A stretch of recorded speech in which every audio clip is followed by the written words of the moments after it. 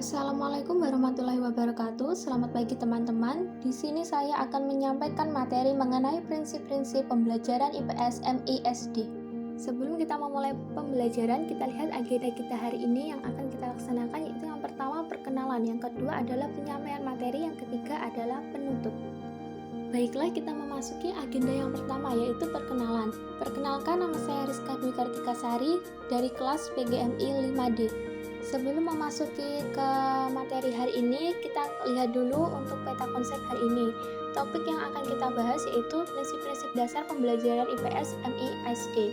Yang pertama ada kontekstual, yang kedua keterampilan sosial, ketiga integrated atau terpadu, keempat interaksi atau kerjasama, kelima kooperatif, keenam kesinambungan dan perubahan, yang ketujuh ada problem solving, dan yang kedelapan ada inquiry. Baik, memasuki agenda yang kedua yaitu penyampaian materi tentang prinsip-prinsip dasar pembelajaran IPS MISD. Yang pertama ada kontekstual. Prinsip dasar pembelajaran kontekstual yang harus diperhatikan dalam penerapannya. Yang pertama, menekankan pentingnya pemecahan masalah atau problem. Kedua, mengakui perlunya pembelajaran dilakukan dalam berbagai konteks seperti rumah, masyarakat, dan tempat kerja. Ketiga, mengontrol dan mengarahkan pembelajaran siswa-siswi agar dapat belajar sendiri dan mandiri. Keempat, bermuara pada keragaman konteks kehidupan siswa-siswi yang berbeda-beda. Selanjutnya, mendorong siswa-siswi belajar dari sesama teman dan belajar bersama, dan menggunakan penilaian autentik. Adapun 7 pilar kontekstual dalam pembelajaran IPS MI, yaitu yang pertama konstruktivisme. Maksudnya siswa-siswi diberi kesempatan untuk membangun sendiri pengetahuannya, bukan menerima saja dari guru. Yang kedua, inquiry adalah pengetahuan diperoleh dengan menemukan melalui pengalaman sendiri. Ketiga, bertanya. Maksudnya adalah belajar dengan kegiatan produktif, menggali informasi, dan menghasilkan pengetahuan. Keempat, masyarakat belajar adalah kerjasama, maju bersama, dan saling membantu. Kelima, pemodelan. Maksudnya pembelajaran yang multi-way atau jalur yang banyak, mencoba hal-hal baru dan kreatif. Keenam, refleksi adalah pembelajaran yang komprehensif, evaluasi diri sendiri secara internal dan eksternal. Ketujuh, penilaian autentik. Penilaian proses dan hasil, tes dan non-tes, multi aspek. Prinsip selanjutnya adalah keterampilan sosial. Pengembangan keterampilan lebih menitik beratkan pada ranah psikomotorik. Untuk dapat melaksanakan komunikasi dengan pihak lain, tiap orang dituntut keterampilan berhubungan atau melakukan pendekatan, keterampilan bertutur kata dengan baik dan benar guna menambah dan memperkaya pengetahuan, termasuk ke dalamnya membina konsep. Jadi, prinsipnya mampu untuk melaksanakan kegiatan secara wajar dalam segala hal sangat dituntut keterampilan. Pelaksanaan jenis-jenis keterampilan diantaranya dibagi menjadi 3. Yang pertama ada keterampilan motorik. Hal ini berhubungan dengan memanfaatkan kemampuan tangan, kaki, pendengaran, penglihatan, dan penciuman. Pekerja kasar dan para atlet banyak menggunakan keterampilan motorik. Yang kedua, keterampilan intelektual adalah bentuk keterampilan yang banyak menggunakan akal, pikiran, dan penalaran yang termasuk di dalamnya. Ini ialah keterampilan menanggapi suatu masalah, kecepatan mencari alternatif, pemecahan masalah, dan mengambil keputusan. Keterampilan yang ketiga adalah keterampilan sosial.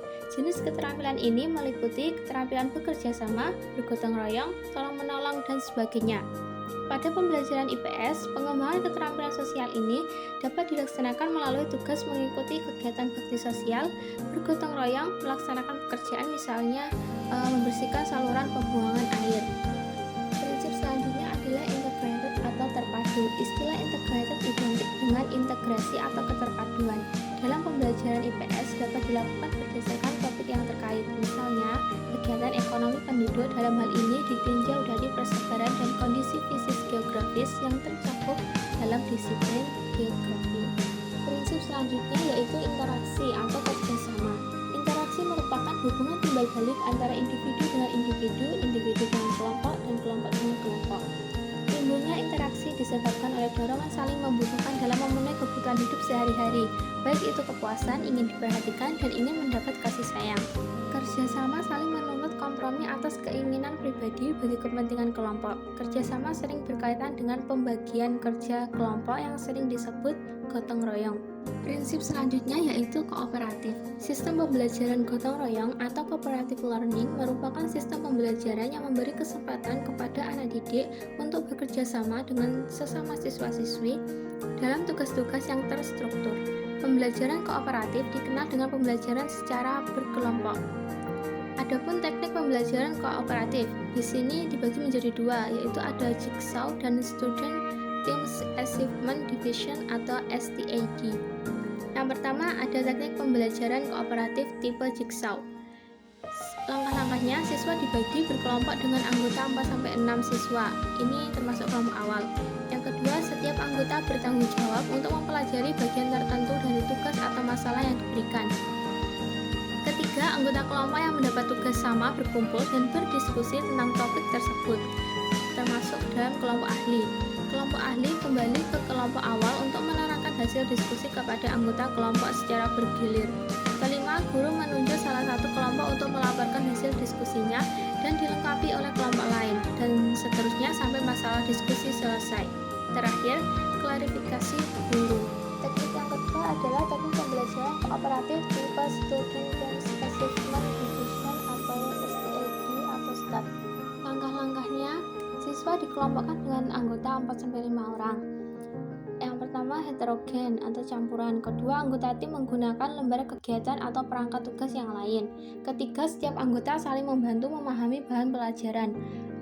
Keempat, secara individu tiap 1 atau 2 minggu diberi kuis. Terakhir, kuis diskor dan tiap individu diberi skor perkembangan. Selanjutnya, karakteristik model pembelajaran kooperatif. Di antaranya, yang pertama, siswa bekerja dalam kelompok kooperatif untuk menguasai materi akademis. Kedua, anggota-anggota dalam kelompok diatur yang heterogen, baik dari gender maupun dari kemampuan. Ketiga, jika memungkinkan, masing-masing anggota kelompok kooperatif berbeda suku, budaya, dan jenis kelamin. Keempat, sistem penghargaan yang berorientasi kepada kelompok daripada individu. Prinsip selanjutnya yaitu kesinambungan dan perubahan. Kesinambungan kehidupan suatu masyarakat terjadi karena lembaga perkawinan. Dengan perkawinan menyebabkan manusia dilahirkan. Dengan demikian, manusia berkembang secara berkesinambungan. Individu, kelompok, dan masyarakat seiring dengan berjalannya waktu serta perkembangan ilmu pengetahuan dan teknologi semua mengalami perubahan. Tidak ada individu, kelompok, dan masyarakat berhenti berproses.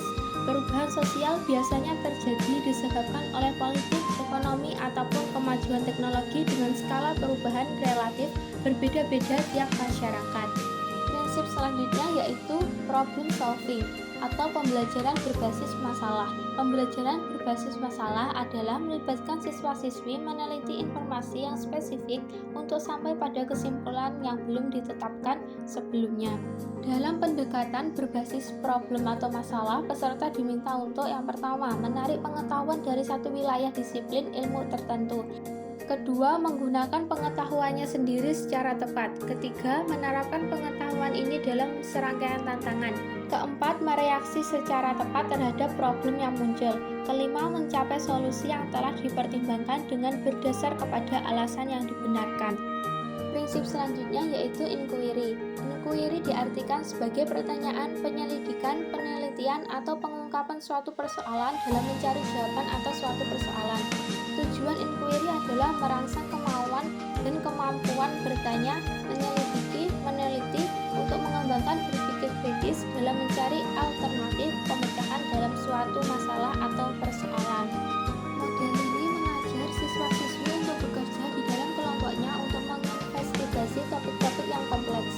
Maksudnya bahwa kemampuan untuk mengikuti dan menyelesaikan tugas-tugas dalam lingkungan kelompok adalah penting dalam situasi dalam ruangan kelas maupun yang bukan ruangan kelas. Anak-anak yang berpartisipasi dalam kegiatan-kegiatan pemecahan masalah dalam kelompok demikian ini akan memiliki keterampilan-keterampilan sosial yang diperlukan untuk mendekati berbagai mata pelajaran dengan cara produktif. Baik, itu tadi penyampaian materi tentang prinsip-prinsip pembelajaran IPS, MI, atau SD. memasuki acara yang terakhir, yaitu penutup. Demikian materi yang dapat saya sampaikan, semoga dapat dipahami. Thank you for listening and watching. Wassalamualaikum warahmatullahi wabarakatuh.